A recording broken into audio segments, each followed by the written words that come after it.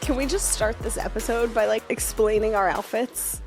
Yeah, I'm weather confused. Like, it's warm now, but I didn't go outside for like 3 days because I was so busy on everything but the dress. So then when I went out, I was like, so this is a new wardrobe. Yeah. Oh, it's spring, baby. I got really confused We are back. and I just immediately put on like the white off the shoulder. Like, It's like the fall transitional time. It's that time of year where like nobody's really knowing what to wear because you're either sweating or you're freezing. Yeah. There's no in between. like you have thick fabric on, but a mini skirt.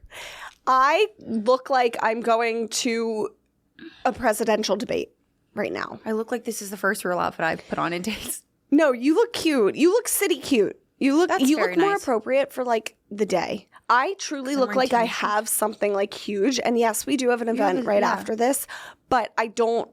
I look like I have like I'm not dressed appropriately. Like I'm almost a little like overdressed. Okay. It's like literally so hot in here. Am I like having? No, you said that when we walked in. You're and it was, not like, hot. Freezing.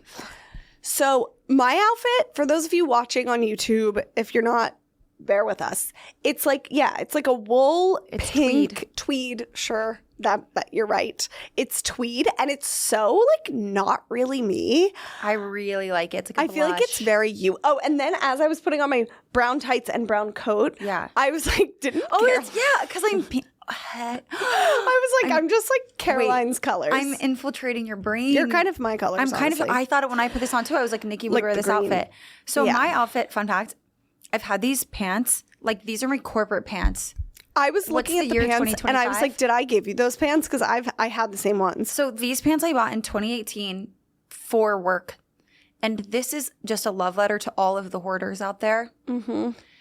When you give stuff away, you don't give away old stuff. You give away stuff that doesn't fit you or like you wouldn't wear. So like I have something on right now that's 7 years old. I don't know if it's in style still, but I still feel like it's flattering. Albeit not sitting. We'll remember that for next time. I had a pair that had that exact same pattern and they ended up ripping. They were a vintage Ralph Lauren pair that one of my old coworkers got on eBay and was like, they don't fit me right. Do you want them? And I was like, yes, queen, yes. And I wore them all the time, all day, every day. And until they eventually like the butt ripped and I just never, why didn't you just get them? I don't know. Because I think that there was an age where we were like, thought that getting things altered was something you only did for like nice gowns or whatnot. And like, I didn't really realize until I moved to New York, and I've always been a fan of altering, that like people really get their stuff like shoes repaired. Yeah. I just sort of thought that was like a mom thing. Yeah. Like my mom would take stuff. No, you're making me want to. So you always bring me back down to earth in terms of like telling me to hang on to stuff. This is so random of a side note, but have you ever heard of or seen Kylie Perkins? No. She came across my desk this past week and she is this TikToker. She's this suburban mom of, I don't really know how many kids. All I know is I did a quick scroll on her content and quickly was enthralled. I texted all my suburban mother friends and I was like, you need to follow her. She basically like screams at you to, like you as the viewer, to be a minimalist and get rid of things in your home and just like clean out and clear out and organize. Yeah. And she's so regimented. Like she's basically the Navy SEAL of suburban moms. And she just talks about how it really truly like transformed her life, getting rid of things and getting organized.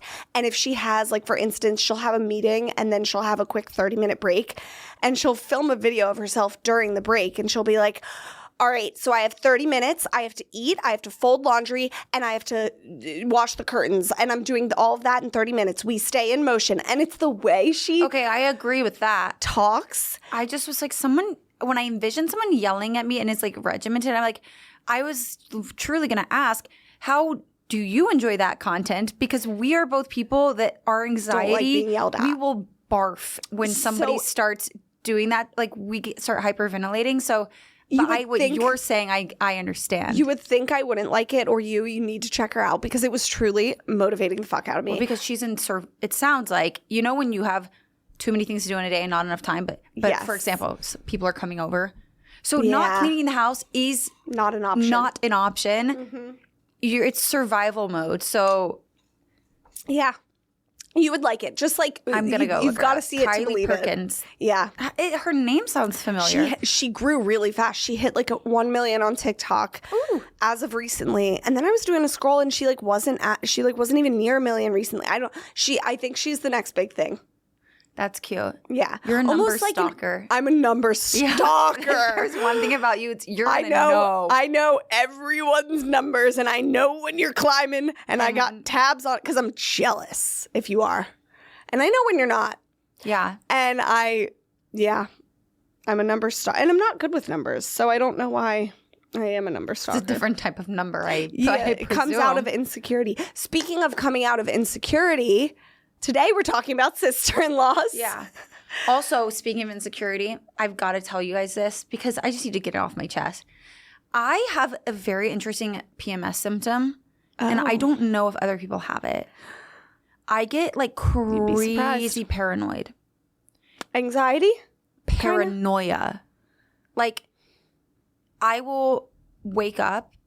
Like, if I were to wake up one day and, like, think, okay, it applies to anybody. Like, I could wake up and just think that you were mad at me. Any interaction I have with a friend during that time, I'm like, they're mad at me, da-da-da-da. Like, I get really paranoid. Even with John, it's like, I'll be like, what's wrong? What's wrong? Like, I'm convinced something's wrong. And if there's ever a time for me to be like, do you have a work wife? Like, it will be this time. Yeah. And I have been like this forever, to the point where when John and I started dating, I told him, I said, FYI, when I'm PMSing 10 years ago, I get really paranoid, just blow past it. Yeah. That's interesting that you're able to pinpoint it to be when you're PMSing, because there have been times where you've asked me if I'm mad at you and I'm like, what are you talking about? I'm completely fine. I'm lucky enough to skip some of the other PMS symptoms, but like, I don't know if that's when other people have. If it's just my anxiety manifesting in that way. That's what I was going to say. That makes sense because anxiety is just heightened in general with hormonal changes. So PMSing. Yeah. And that, I think, is your anxiety being executed. Like it just comes, I know it's PMS because it comes full force and it's just has no bounds. Like it'll be with everybody, my mom, my sisters, my friends, John, like every single person, like, and it will be for like, it will shock me. And it's weird because there's not much you can like do about that because like, it's not like you're not, well, maybe it is. My latest thing, maybe you have this too a little bit. I think we all do as women, but my latest thing is never feeling enough in every area. Yeah. Remember that was your dream? Yeah. The dream analyst. We met a dream analyst. Feel like I think maybe that's what it is that I'm feeling. So maybe it's. And it causes it. Yeah. Maybe it's kind of like you not feeling enough. So when your anxiety is heightened, you're like, why is everybody mad at me? Like, for example, I've been very busy lately, and John is in CCAR, which is a busy time. And even though he doesn't work on the same team that he worked on when he like first got out of school, he's always been on a team that does CCAR. And CCAR in February and March is like, that's when he used to have to work weekends and like now he doesn't, but you're there late. You know what I mean? Everybody's there, whatever. They have all these meetings. So I've been working really late. John's been working really late. This has been going on for, and when I say really late, like 8 p.m. For like the past 2-3 weeks. And yesterday I woke up or yesterday evening, I'm like, John, why are you staying in the office late? I'm like, really sketchy that you're in the office late, right? Like, what are you doing? It's like it just overcomes me. Yeah. Well, here's also, but it won't the day like.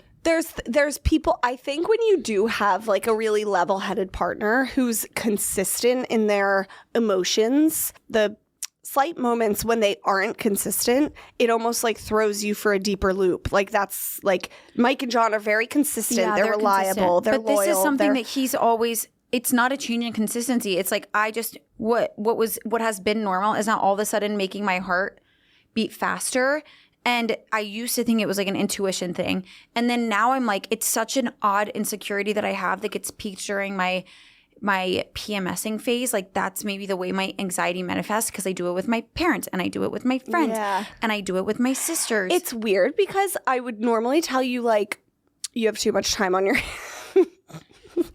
because like I was listening to a podcast recently and it was basically like if you want to change your positive thinking and think better about yourself and like minimize anxiety, then basically like find a project and like put yourself towards it. So normally I'd be like, okay, you need to do something with your brain and time. But I feel like what you're describing, how you're feeling is during a time when you are very busy. You have a project. I have no space left in my brain. So that's what really got me thinking about it yesterday, because I guess I actually was annoyed that it was happening because I had no brain power left to think about it. So I was like, what the fuck? And then whatever, John and I'm talking to him about it. And I just was thinking to myself that I'm like, it's like that I'm scared the other shoe is going to drop.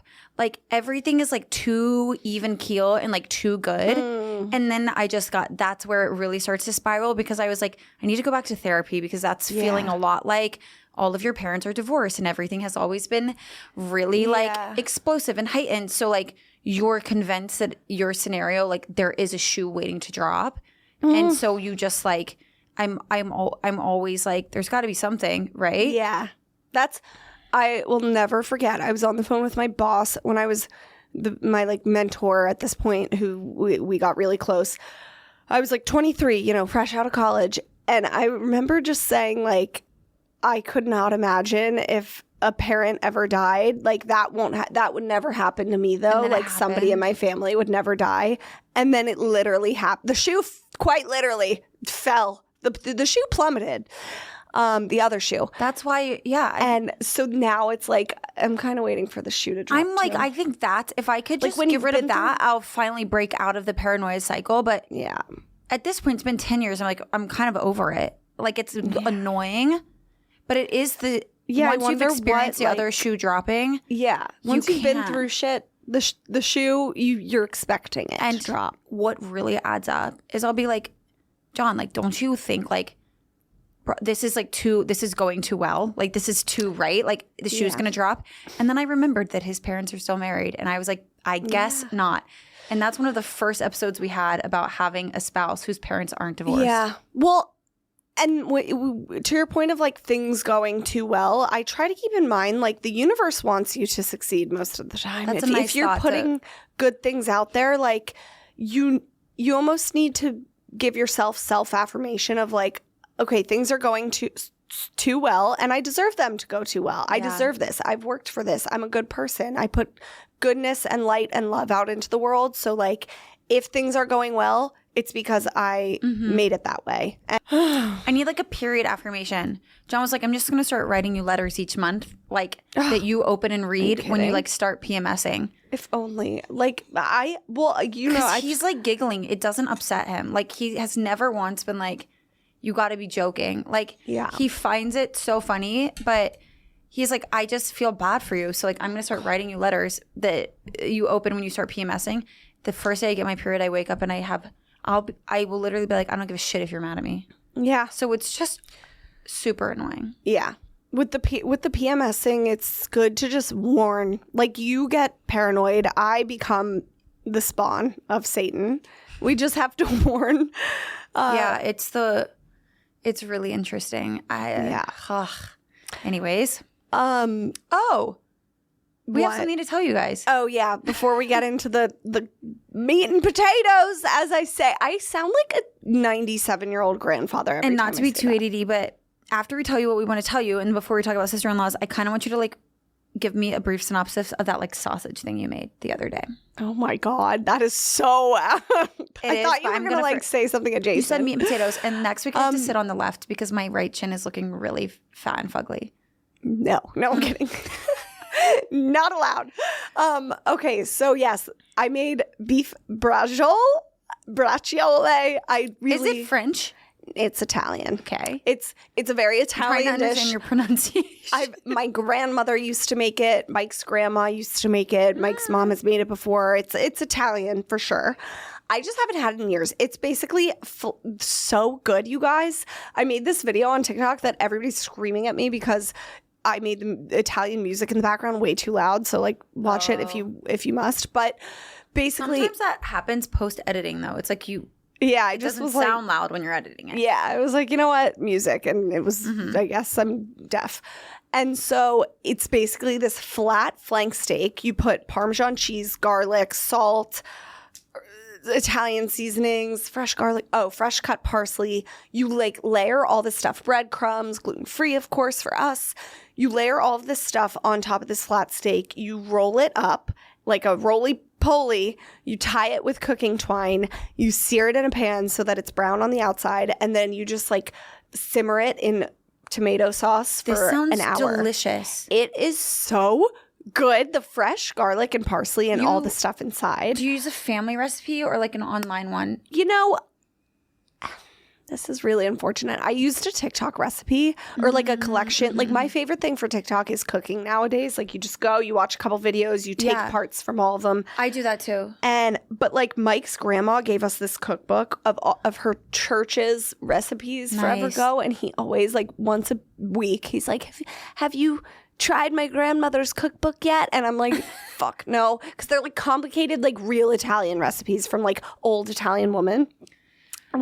Yeah. And so no, I haven't. But yeah, so it was a TikTok recipe. But I only ask because I kind of want to link it in the episode brief because I want to try it too. Yeah. And that's the only way I'll remember so that if we all want to try it. We'll link my crazy video. Yeah, I kind of want to because I was like, that's how I'm going to remember to go back and get it myself. You're going to love it. And John, it's the perfect meal to make for a man because it's red meat. I've been getting back into red meat lately. I love red meat. But there's the Whole Foods in Tribeca feels like a suburban Whole Foods.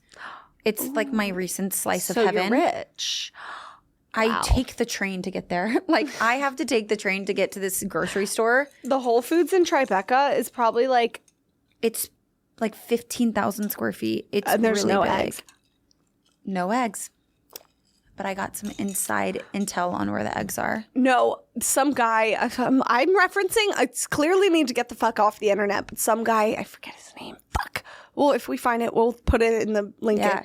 It's the funniest fucking video. He's like buying eggs in 2025, and it's basically him like in a car, like acting like Tony Soprano, like the mafia. No, I literally am in this DM conversation with this girl about like literally eggs. selling eggs on the street. Yeah, that's Like that's what rationing it. Like, what are we in? You know, I want to make jokes about it, and there's something really deep inside of me that's like, if you make these jokes about the year of 2025 being when we're all as a civilization rationing eggs, like I feel like I'm foreshadowing something that's actually I would like to stay 10 feet away from all of us. So yeah, I have refrained so far. It's only getting crazier. Okay, it's pretty bad. Let's tell them about what we need to tell them about. Okay, so when does this episode come out? Next, yeah, okay. So Next week on March 12th, we are doing a wine night, which is our first live event. Yeah. It's going to be like, I don't want to say live show, but I do in some ways. I agree. But I have to, if we say live show, it's like you have to caveat it with like, what type of live show? Because it's not what you're thinking. Yeah. It's not like you sit and shut up in a chair and be quiet. Like, truth be told, we don't really know what the fuck we're going to say on stage yet, but we're going to say something for sure. And it's going to be more of an opportunity to meet you guys in person, which I can't, and just hang out with you. Interact. I think the one thing is like such a big part of our show, even today, is like, it's a group effort. So it's like, we think it will be cool to do that in person. Yes. To do all these like fun things together. Ultimately, it's a part of Everything But the Dress, which is a pop-up that it's like a week-long pop-up that I've been working on with Jenna, who was on the show. Love. For like almost 3 years at this point. So it's happening. And this event is the kickoff event. Is like the first night event that we're doing that. I know. Lots of pressure. I was on the phone with Jenna walking over and I'm like, I feel bad that I'm stressed because we've been asking for this for so long. But sometimes you get deep into something and you realize it was a job for like 12 people and just the two of you are doing it. So it's fine. I mean, like anything with us, it's going to be scrappy but fun. No, it's not. Actually, it's not because it's not. It's an open. Let me just preface, Caroline. Round of fucking applause if you're listening for you, because this Everything But the Dress thing, I know you've been working on it forever. I'm so proud of you. Thanks. It's going to be so fun. I'm like more excited to like shop that. Well, actually, no, let me like not talk down our moment that much. I'm excited to like, I'm going to just move into your venue for the week of that week. It's, I guess, okay, so it's in, this will give premise. It's in the West Village. And it's really cute. And it's like this really cute space. And it's like white walls and light wood floors and all windows. It's really, I'm just saying, like, well, because it's sometimes stuff is like these things are in more, at least in my experience, like warehouse style or like. Well, and the girlies should come out because it is a good Instagram photo taking spot. It is really good. And so anyways, the event is like the pop-up shop is curated of all these really cool bridal brands, like for your wedding wardrobe, everything but the dress that you would never be able to try on in real life. So it's overwhelming because we can't all just like spend $10,000 ordering shit on the internet to see like one dress that works for one event. True. And other things that are cool. Like I will say more on that later. But it's like every night there's an event. So it's like community events for girls. And I love that. That's where we came up with the Honey We're Home thing. But it is like, we're only doing like $15 tickets because it's just like, honestly, you want to avoid people RSVPing and then not showing up. Yeah. And tickets are going to be very affordable, and we will have like more things than just like us staring at you there. Yeah, This is me overcompensating. Like even if it was just us staring at you there, you would still have a lot of fun. I think it's just going to be so fun to meet you guys in person, to be there, to Lover War.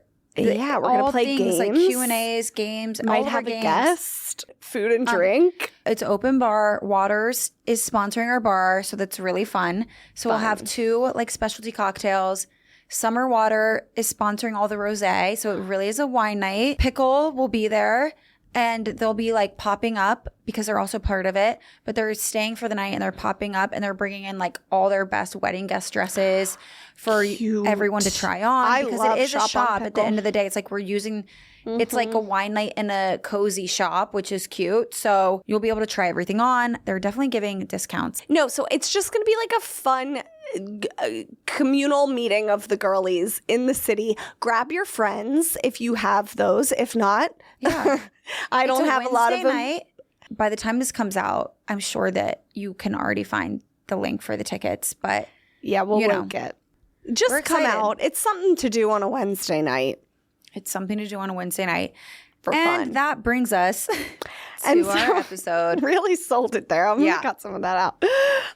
Okay, so today we're finally talking about sister-in-laws. This might be a 2-parter, honestly, because we have truly never received so many submissions as we did for this topic. I mean, I thought mother-in-law was the big thing that you all had qualms with. It's debatedly like sister-in-laws is more. Quick reference to our own situations with sister-in-laws before we get into it, because we might make references throughout our advice for you guys. We're blessed, honestly, not to rub it in, because a lot of you are not, unfortunately. But like, I have 2 sister-in-laws, and as we know, there's 2 different types of sister-in-laws. There's the sister-in-law that is your brother's wife, or, fiance, soon-to-be wife. And then there's the sister-in-law that you marry into, so it's your husband's sister. I was looking through a bunch of our submissions, and I feel like a lot of the qualms are more with husband's sister. Yeah. But it did surprise me how much there were situations because with we have a great email. And that is not, But I will say, like, I'm going to I've dealt with difficult personalities, so I'm going to use that to help give advice. However, I'm so fortunate to really love both my sister-in-laws and not have a lot of these. Like, this made me really thankful. And we did do a poll before we did these submissions on our Instagram account. And I think it was like 70% of you said you actually do like get along with your sister-in-law. She's great. And then 30% though, which is a big percentage still, were like, nah, I fucking hate my sister-in-law. Yeah. So I think if I don't have one because I have all sisters and John has all brothers. So, like, if they ever get married. Yeah, that's crazy. I mean, the war of gender will be crazy when we have kids. That's very rare that So you have all sisters. He has all brothers. But you will have sister-in-laws when they get married. But we're both the oldest. We talked about this on the end of last episode. But you will never have a brother. You will never have a Navi to me, like what Navi is to me. You'll never have a brother's wife. Yeah, that's crazy. But we were chatting about this because I've known like John's youngest brother. I've known since he was like 9. Yeah, so it's like kind of his like younger brother's wife. That's sort of it is like that, and that's where I feel like it'll be like endearing when that happens. I'll be like really excited, like how you are to Navi. But I guess what I'm saying is that I feel like if John had a sister, I would maybe be in one of these situations because I'm really opinionated, and he comes from an opinionated family as well. So that's the thing. Like I've talked about Mike's sister before. She's just like amazing in every way, Lauren. She's a mom of 2. She's a year younger than me. She's very mature, like very wise beyond her years. A teacher in North Carolina. She also has her own clothing business for kids. Like she's really just like an inspiring badass in every way. I just have so much respect for her. But it's funny because she is very opinionated. The girl is very, and like, but I guess like entering into Mike's family long ago, I kind of was like, I never wanted to like step on her toes. Like I kind of knew my place coming in as like the one new girl in the fam. Yeah. And we'll get into it with these things. I would have had a hard time with that because John's family is just very traditional, and like my mother-in-law, it has a very similar personality to me. So like the way that we communicate is like, it took us a minute to like mesh, and then once we meshed, it was like locked. And I just don't know if I would have been given the grace to like figure that out with her if there was like somebody else monitoring like what I said and how I acted, and if that meant she approved of me or not. Yeah. Well, it's just an interesting dynamic, especially when there's only one that you're entering into the family. So if your husband has one sister, because like for us, Lauren and Mike's mom are very close. Right. And like they always will be, hopefully. And like, so it's funny because I feel like a lot of these, as I was reading through a lot of these scenarios, I was like, there's like competitiveness with the sister-in-law a lot. And I feel it, but like going into Mike's family, I was always like, I am never going to be like the favorite with Mike's parents over Lauren. Like I think that's a good way to be. And and like I don't want to be, and I don't. You don't have to be a suck up. Sometimes it's being a suck up that's annoying, but like I think about the way that John's brothers will get married, and I know I'm like, I might not be the favorite, and that's fine. I've been around for a long time, so like I'm just comfortable in my place in the family, and I don't think that I'm indispensable. Like I'm integrated into the weave of the family. So like if like there is one girl that's like she goes through a phase of like being the favorite, like whatever. Like I don't feel like threatened in my That's good because a lot of these girls wouldn't. But it's a freeing feeling because why? Yeah. Why? I just like don't have the time to spend that much time freaking the F out about something. About like, being the favorite. And it's like how does that even benefit you? Like I get in some. Do you ever think your sibling's just going to wake up one day and like hate you? It's like, no. So you just act like you want to act. Yeah. Or like. Not like with. But if I were the one, if I were like you or like my sister, Jenna, who is married to Ben, who has 2 younger brothers who are now married, but Jenna was really the first in the picture, like you. Like the 2 other girls who she loves and gets along with so well, they're great.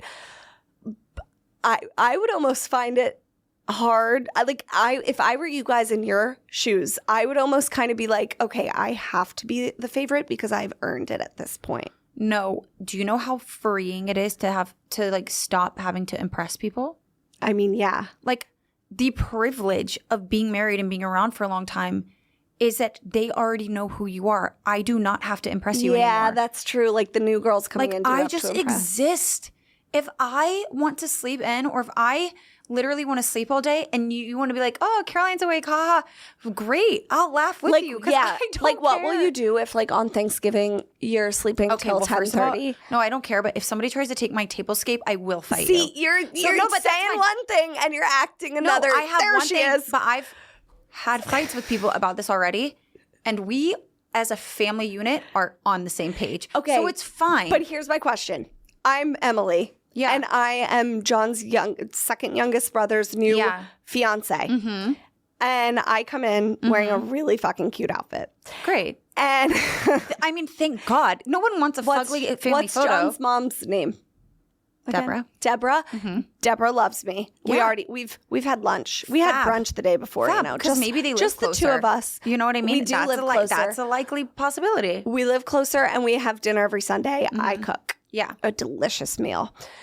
I come in Thanksgiving morning, and I say, I've been having some ideas for the tablescape. I'm going to do it this year. This is why this doesn't concern me, because I've been in this situation already. And do you know what Deborah says? Oh, fuck. Gonna have to chat to Caroline about that, because she doesn't. We've divided like duties basically. So like she doesn't want to be stressed out by the tablescape. Okay. So like she's gonna say just talk to her, because then I tell her what I'm. She always. Emily, I don't have as autonomy. The new sister-in-law coming in, should know not to step on toes. It's not about right. And I think that there is just a basic respect, which is not a sister-in-law respect. Like when I went into their family, I didn't touch any sort of like helping or family tradition with Thanksgiving for like the first 2 years, because they really didn't want me to. And there was nowhere that I could fit in without upsetting somebody else's tradition or like what they wanted to be in control of. Mm-hmm. So like I had to find a way to like say, oh, like, well, we make sweet potato souffle. Like I always make that. Like you guys like don't make that. Like I could make it this year. And now that's like how I make a dish. But but it's for John's mom and her sister, them cooking together is how they bond in the kitchen, and that's sister time. So I didn't go in and like stomp on their stuff. I found a new way for me to fit in that like made me feel welcome and like I could add value without. Well, and I think like if you hit the nail on the head with Deborah being like, yes, you want to work on the tablescape, talk to Caroline, because I was thinking about this when it comes to sister-in-laws with a family that has brothers that are both bringing in women to the family. Yeah. It's kind of up to the parents to like not play favorites. Like in an ideal situation, I think the sister-in-law relationship is going to be always better when they're a unit and there's no favoritism among the parents. I also, maybe I'm in a different situation because like she's known me since I was like 20 years old. So I view her like as truly like a maternal figure. So it's like, I guess in that way she knows what's important to me. So there's how you would with any of your kids. Be like, oh, you guys can work together on it or whatever it is. And she also knows what I don't care about. Like, if you guys bond and are best friends, like, that's fabulous. Like, yeah. I mean, I'm not a saint. Like, I will have a full temper tantrum about the tablescape. So, like, I'm admitting to that right here and right now. See, that's the difference between you and I, though. If this fictitious Emily came in and was like, can I do the tablescape? I'd be like, yeah. Go, please right, do. But there's so many other things. I'd be like, be my guest with other things. To me, I'm chilling. Listen, it's a boy of all girls. I was the first girl in the family. So honestly, what are you going to do? Like, literally, we will probably be friends because I actually really, really, really, really, really, really would love for somebody to hang out with me when they play video games. Like I would love to like suggest a restaurant and them not be like, let's get wings. I would love to need a manicure and not be dropped off by them and then pick sister-in-laws are the best to get manicures I'm with. pumped. That's a good sister-in-law activity. I'm not worried about the interaction with the parents. I'm pumped to have someone to hang out with me, and if they don't want to hang out with me, then I'll be upset. And then you know, like whatever, the tablescape.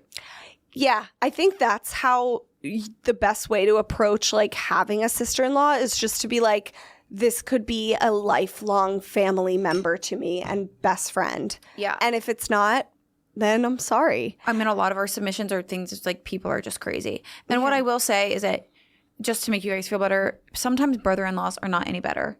Like you can hit the jackpot or you can do an episode on that. Or you can really lose out there too. So it's like you're like siblings, you know, partners. It does go both ways. So just if that makes people feel better. Yeah. All right. Let's go in. We did an audience submission for this. And we just have to tell you guys that I couldn't even tell you how many hundreds. Because this is we've never had. We got so many. Okay. So I'm going to start. And we are going to just kick it off, right? And go from there. Okay. Because I couldn't pay $3,000 to go on her bachelorette, I had to pay by planning her wedding for her. Yeah. That is like as if it's an invoice, an outstanding invoice. There were a lot of like wedding issues. I feel like a lot of sister-in-law issues come up with either person's wedding. Okay, next one. My sister-in-law invited me to her wedding brunch. Okay, another wedding one of like 8 to 10 people. She gave everyone a heads up that to bring a small heartfelt gift, but deliberately didn't tell her. We had a few of those of like, one was changing the dress, told her to show up in jeans and a flannel, and people were in silk gowns. It's funny because like with the wedding, it makes sense that that's when the issues would come up because you're almost like, if you have a shitty sister-in-law, you're almost forced to include your husband's sister, even if she sucks. Yeah. Just because she's your husband's sister. Like you're forced to invite her to the activities, the events, invite her on the bachelorette trip. So it's like, that makes sense. We've all been there. Jesus. Okay. A lot of these are wedding, right? Okay. Brought her wedding dress and put it on during my baby shower. Yeah. That's really funny. She said, I have photos and can expand. I love someone who's like, let me know if you want more info. That's some shit I would probably do. Okay. Told my husband to divorce me because she thought I cropped her out of a pic. In parentheses, I didn't, LOL. So a lot of these scenarios, like that one, are giving kind of like incestual vibes. It's when the sister is like really close to her brother, like almost too close. Like you could be close with your brother. As somebody with a younger brother who I'm very close with, and I will protect him with my whole entire heart. He's my angel, my everything. I sound like one of those psycho sister-in-laws. But like truly, I would take a bullet for my brother, obviously. Do we need to interview Navi about this? Yeah. Honestly, let's get Navi's POV. I'm going to be like, give me the scoop. On today's, honestly, she'll be honest too. Like she'll tell me she'll tell you how she feels about me. Like, that's honestly. really funny. And it won't all be sunshine and rainbows. But yeah, because coming into me and Jenna, actually, like props to Navi. Yeah, that's a lot. As somebody's sisters, really nice. You're like, yeah. But we are really nice and welcoming, I will say. No, I think what I've learned is if you're loud, we're loud and we're like attention. But that's where like Navi kind of knows her place. Like she would never come in and try to like take over my wedding events, you know? Yeah. Like it's just about knowing your fucking place. Right. Well, but if she did, I would let scenarios, you'd be the one taking over her wedding events. So you would think you would. I mean, that's just the dynamic that we're seeing submitted. You would think, but because I think like you give what you give back or whatever the fuck the saying is. I so agree with that. Because Navi was so cool throughout all my wedding stuff. When it came to hers, I've talked about this on this show before. I put all my narcissistic tendencies aside and I said, whatever you want. This day is so about you. This whole year, I am at your service, ma'am.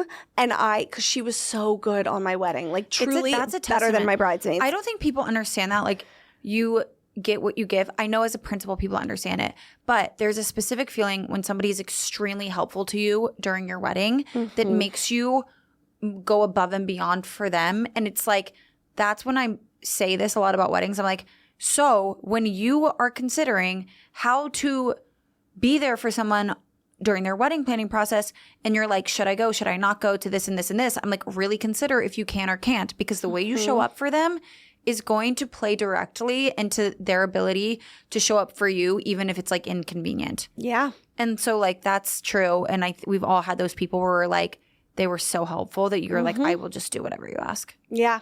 And she, like, I will cry when I start talking about Navi, honestly. She's been so good throughout, I mean, my go-to person throughout the IVF stuff. Like, I think she's just, like, a really good person. That's nice. Like, she doesn't even want anything in return. That's the other thing, I need to be, now that I'm thinking about it, I really need to be checking in more about, because she's in the thick of postpartum right now.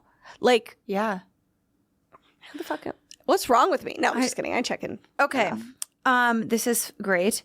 sent my story to me on accident with a bunch of eye roll emojis. Oh, that was funny. Like, So, come like, on. That's Be careful. yeah, that's a common thing. Who posted that? I know, but your own sister-in-law is like, bro, just calm down. Yeah.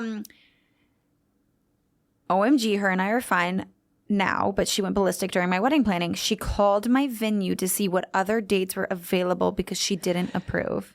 So that one, like on today's episode of things I would never fucking do, like that is stepping on toes 101.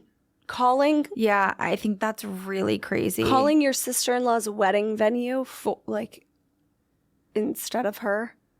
Wow. That's really crazy. Okay. Stole baby name, which was my maiden name. I would go feral. She stole the baby name, which was the girl's family name. Like Morris, if my name is like Nicole Morris. Like, what is Navi's, like, Knockman. like if you named the baby Knockman. Like, like, you know what I mean? Yeah. Well, yeah. Name stealing is already bad, but you can't literally take somebody who's naming their child after themselves and then take that name. But I wonder if she knew that you were planning on doing that name and what the maiden name is. It's already really weird, and I just like I can't really like if say the this, maiden but name is like Harrison, that's a common baby boy's name. No, but it's just then you ask. Like, I think that's really normal. Without going into too much, like I have a similar situation where like one of my family members like made a comment about naming their kid John's middle name, but like John wants a fourth, so like it's just weird. Like it's like that's what's John's middle name? Albert. It's not very common. If it was like general, Michael, in general, if you have a family member or in-law who has a name in their name, like you're aware that they have that name, like, bro, ask them. Do you know how many people, like... Yes. Or give a heads up and suss it out. Well, this girl, it's not only her name. She was also using it to name her baby. Right, but I'm wondering if sister-in-law who stole, if the thief knew that she was intentionally going to use that to name her baby. I'm saying you gotta clear it regardless. Let's assume she did know. And yeah, I can't play devil's advocate on it because it's like in real life that situation really is. You're just like, how odd. Like it feels like they're trying to do something and they're like giggling that like if they just do it without talking about it, like ask for forgiveness, not permission. Yeah, I don't like that one. But I also don't like I don't love a name steal police because there are only so many names that people name their children. And like, I don't know. I just don't think we can be like, she named her child Sydney and I wanted to do that. Well, like, yeah, but it's her family member's name. Yeah, I know. It's the girl's maiden I know, but name. in general, I'm just saying I don't always love a name Yeah, but girls steal get married and they change their names and all they have left is sometimes like their maiden name is no longer their legal name. Yeah. You like can't just steal the one tie that they like name tie that they still have to their entire side of the family. Yeah, I don't know. I'm also doing that annoying thing. No, I am. I'm just doing that annoying thing where like I'm like need more context because with different context it could not be as bad, but let's assume it's just bad. And I just can't see it either way. Okay, this one's pretty crazy. Asked me to lose weight for her wedding. I mean, like that's insane.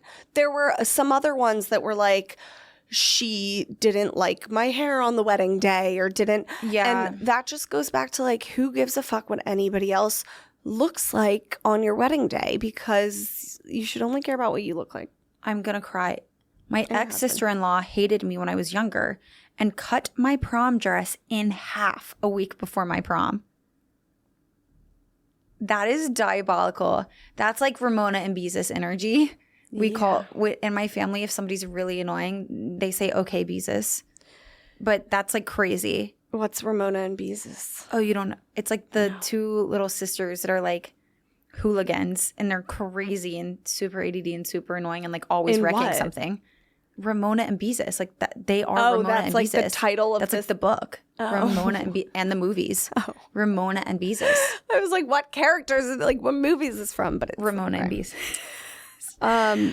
Okay, do you have some that you want to go to? Yeah, there's like some that are just 8,000 parters. I know. But told me how much my husband liked the other girl he was seeing when we met and wanted to choose her over me to date. No, that's just rude. Setting up for she said her husband success. Yeah, like the husband was like, he really liked. I bet she also told the other girl that he liked this girl over her. I bet she was trying to do a whole clean sweep. She's just, well, okay. And also for anybody like that, like anybody who does something like that is insecure. And any of these sucky sister-in-laws, you got to look at their own relationship situation. Yeah. And I can confidently tell you 99% of the time, they are not in a good relationship themselves. Yeah. And so their relationship insecurity is being pummeled onto you because you and your husband might be actually great. And so they're just like projecting onto you because they, you know, like it's like I agree. Their husband doesn't treat them well. So when your husband does, they're the ones who are like, well, yeah, you know, he used to like the other girl way better. Like it's just. I think that's true. I have to read this out loud because it's. When I told her I went to a public school, she said, I've never met a poor person before. That's very what a crazy thing to say. It's just like funny. And just to assume somebody's. I've never met a poor person before. Honestly, I want that energy. I want that to be. Most people I know went to public school, including myself. I know. Forever. Same. Always. But like, it's just like funny. It's like Blair Waldorf. That's so interesting. Okay, keep going. Sorry. This one says, spread a rumor to the extended family that I was doing IVF since I wasn't pregnant yet. Yeah, that's pretty wicked. There's a lot. Maybe she was speculating and it went out of hand. Yeah. There's a lot about like spreading rumors to the whole family about the person. This girl makes me feel like I can relate to it because she said she has none yet, but 2 brothers and 2 brother-in-laws. So she needs the tips on how to be a nice sister-in-law. I'm glad I'm the only one not the only one that has anxiety on that. Yeah. Well, I guess tips to be a good sister-in-law. My biggest one, like, know your place. Try not to step on toes. But also just like be a nice person and be a cool, normal person. And like, don't try to be the favorite because that's where, don't be competitive.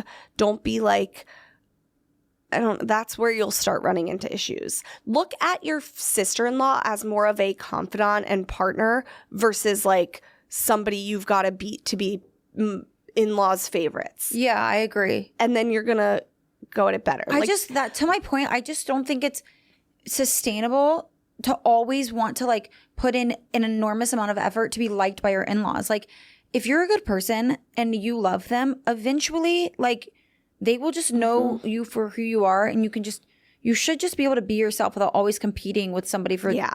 If they have multiple children, like they're very capable of loving more than one person at a time. Yeah. And it's just a perspective thing. Like go into having a sister-in-law, like we said in the beginning, like this could be a really great relationship, a friendship. Yeah. And this could be somebody, like I did a skit once and it was like that cool sister-in-law on Thanksgiving that's your lifeline on Thanksgiving. Mm-hmm. Like that's what like I would love that. Yeah. If you have a lifeline, it literally went viral because people were like, oh my God, I have this, sharing it with their sister-in-laws who are their lifelines. Yeah. Like that's the person who that's why I had my sister with me at Thanksgiving this year. It's like you want that. I guess like Deborah has her sister. Like people want.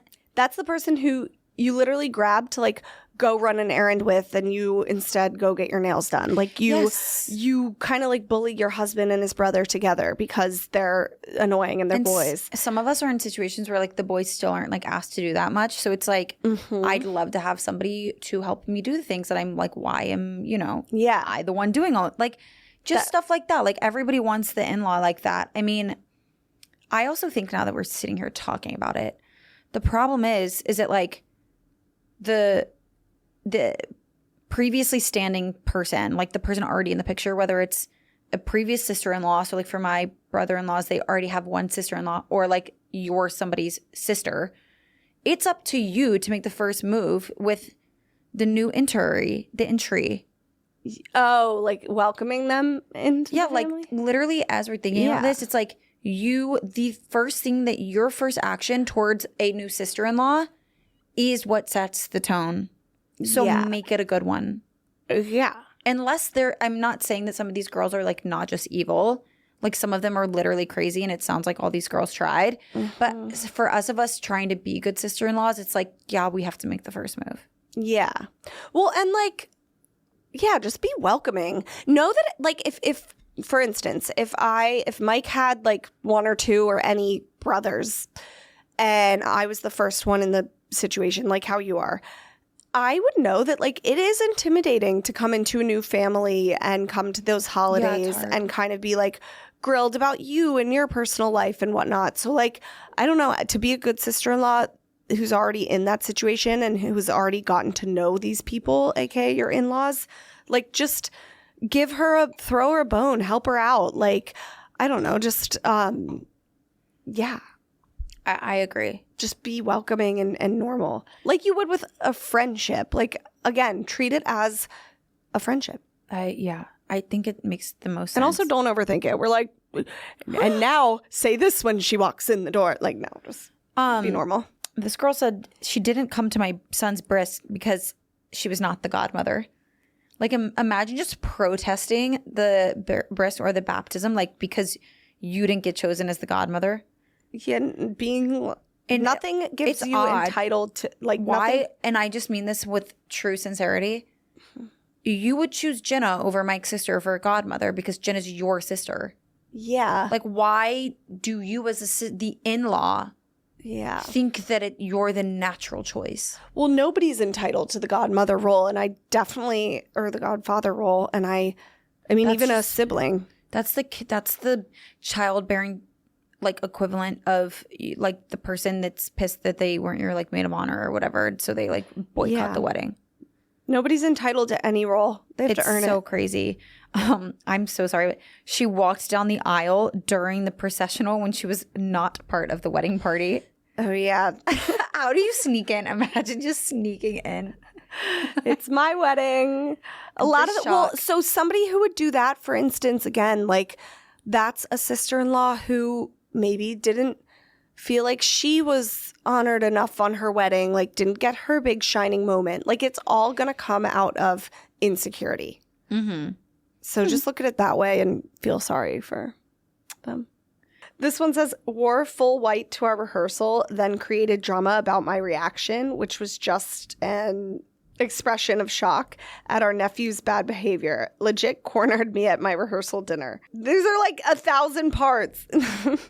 But that's crazy she wore white. Yeah, the wedding really brings it out, it seems. I think that this is really, when my dad passed, asked my grieving mom for his watches.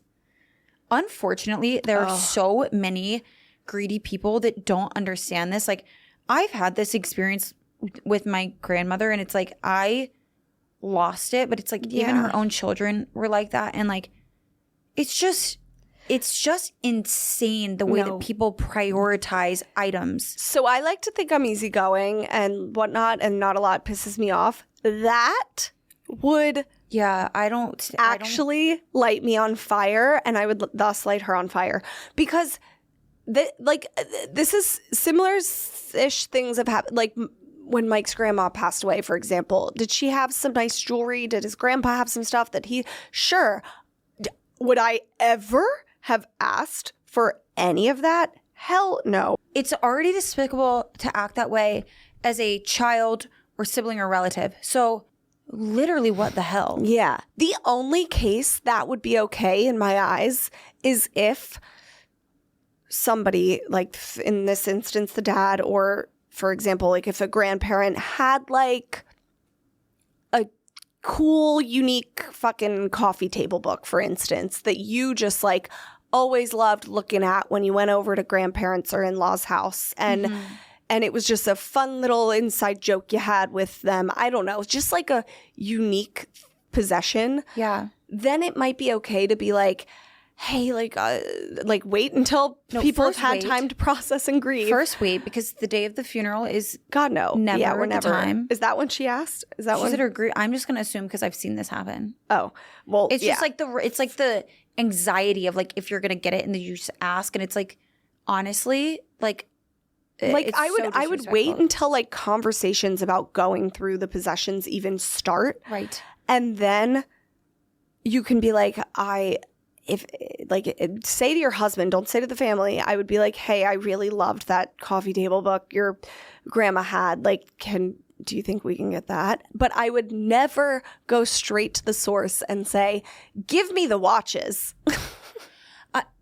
Would the watches be nice to have? Of course. But they're also high value. It's like when my great grandmother passed away, I used to spend like a lot of time with her because she lived in the same town that my dad did. My parents lived 8 hours apart. So like my mom would leave me basically with her. And when she passed away, I recall she lived for a very long time. And I still to this day, it's on my coffee table. The only thing I have from her is a lipstick case. No. Like I literally was like, Mom, can I have this lipstick case? She's like, I mean, with the lipstick still in it. Yeah. Like, I don't know why. Like, I just was obsessed with it. And I was like, why? It was YSL. Yeah. And she would let me put it on. It's a sentimental little item. I have like a weird reaction to lipstick. Like, it dries your lips out. And I never did. And I never forgot it. And now all of my lipsticks are like this specific YSL. But like, nobody else wants that. Yeah. Nobody wants her used lipstick and this lipstick case. Like, so if it's something like that that you know that they're going to legitimately throw out, go ahead. Yeah. I always do get mad at Chris and Navi, though. Not mad, like jokingly, because I've said this before.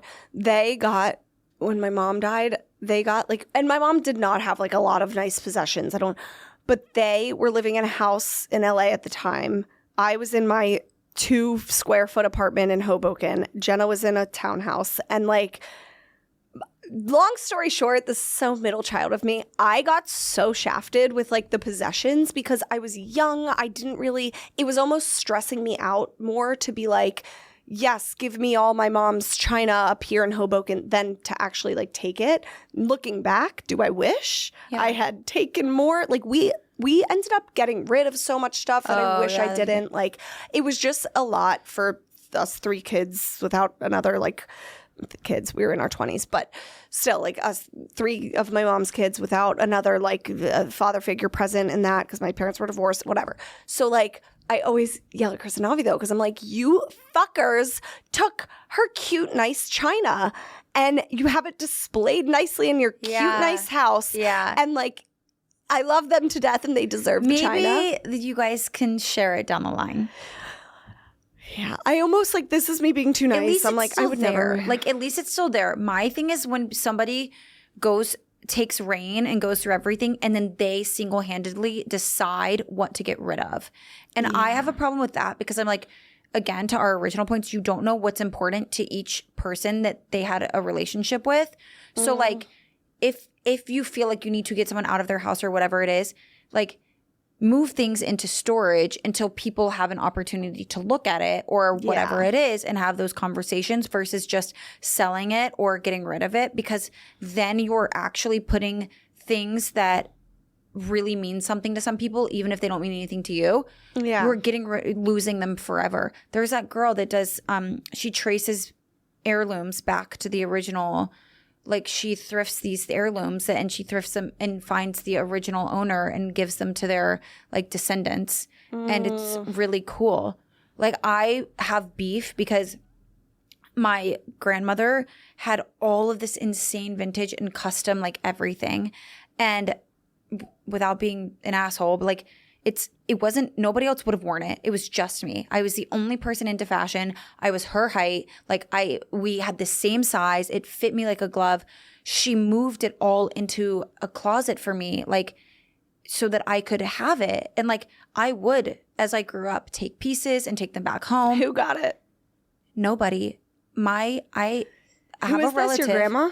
Yeah, I have a relative that got rid of it all? She went in there one day and she said, these clothes don't fit me. I have no use for them. And she had the Salvation Army come and pick up every last thing and drive it away. That's so annoying. And my grandmother's entire life was clothes. It's all about knowing your place.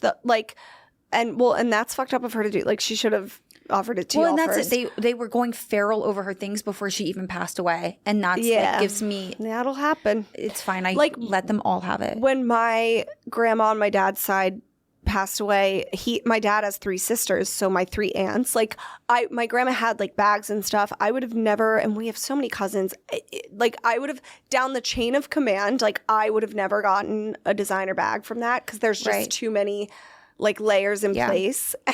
And I know my place. I would never like go to my aunts, aka my grandma's daughters, and be like, that bag is mine, you know? Like but like in your case, if they were going to get rid of them, I'd be like, yeah, the offer. No, she got rid of all of it. And like, that's the problem though, is all of her children are feral about that stuff. So it's like, I just watched her slowly start to have people come over and take what she wanted them to have because she was so scared that her children would hide her things or sell them so that nobody else could have them. And then she just lived in like this empty house, like where none of her stuff was left because she was getting bulldozed by people. And I'm sorry if this is like rude to anyone listening, but like that is just what happened. And it was really upsetting to see. And it sheds a great light on people's priorities.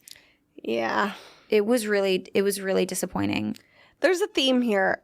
Death in the family brings up a lot of issues. We could do a whole episode on how family deaths, whether it's grandparents, a parent, an in-law, anybody, brings up so many fights. Like death in the families will break apart a family, unfortunately. Yeah. But also wedding. It's so crazy. All these big life events. Babies too. There's so much weird. This is what I hate. There's so much competitiveness over like who's going to have the kid first in the sisters and the sister-in-law, the names stealing, the this, the that. Like, why can't we all just, chill and let people live their lives a little? I agree. But I think this is going to have to be a 2-part episode because I agree. I really think we've just barely scratched the sister-in-law surface. I want to say one that's wild so we can end with a laugh. Okay. And then I want to say one that honestly is just something that we all need to consider. Sam, because time's a ticking. This girl said that her sister-in-law got super drunk on family vacation and suggested they swap brothers for the night. Yeah, I saw that one. That's crazy. Literally, I hope that she was so drunk that she doesn't remember saying that. It's giving like White Lotus, Daphne, Cam, Harper, season 2, that whole Ethan. Also, there's one in here that's like, she didn't come to my bachelorette because her boyfriend at the time's sister was getting married. Meanwhile, like he later cheated on her and now she has 3 new boyfriends since. And I just want to say like, okay, sometimes like we're being assholes. Like honestly, like if she goes to her boyfriend's, she doesn't know that that guy is going to cheat on her and then break up with her later. Like it makes sense to go to your boyfriend's, go with your boyfriend. You rattled that off so quickly. I'm sorry, my brain's been going really fast. And I really don't understand what the fuck you just said. This girl said that her sister-in-law didn't go on her bachelorette party because the girl's boyfriend's sister was getting married that weekend. So she chose to go with her boyfriend to his sister's wedding over going to her brother's fiance's bachelorette. Okay, hold off for a sec, because some might argue, don't hate me, that a wedding is a little more important than a bachelorette. No, that's what I'm saying. I'm saying that sometimes we need to evaluate what we're getting upset at. Okay. Like, to be honest, like, I think that's normal. Okay. I thought you were like agreeing. Yeah, I don't think that that's like war. I think I think that's a just neat context one too, because we've talked ad nauseum about the toughness around the decision to attend a bachelorette, but it sounds like this is your brother's sister. So again, that is a scenario. It's like, okay, we need to not be as hard on some people. That's a really high bar that you put for her that you probably wouldn't have put for your friends. Yeah. Well, and I think the listeners' thought process there is like, this is just her fucking boyfriend's sister's wedding. Like, why is that taking priority over my bachelorette? Yeah. But at the same time, like, her I don't know. fiance's sister. Yeah. Or maybe her fiance's sister. No, it's the boyfriends. The sister-in-law that's not attending listeners' bachelorette. Yeah. But the relation to the two girls is that the girl who wrote in is like, it was her bachelorette, which means it's her fiance's sister. Frankly, this one's giving me a migraine. I'm just confused. My point is like, we have some high expectations of people. Yeah, like again, back to my point at the end of the day, like, let's not overthink it and be like crazy when it comes. Are you kidding me? What's going on? There's like wrapping. You have the paper still on your jacket? And that's your buttons are still covered. How many buttons are on this fucking jacket? That's really funny. I uncovered so many of them earlier. Okay, on that note, we will see you guys next week. To be continued. Yes. Bye.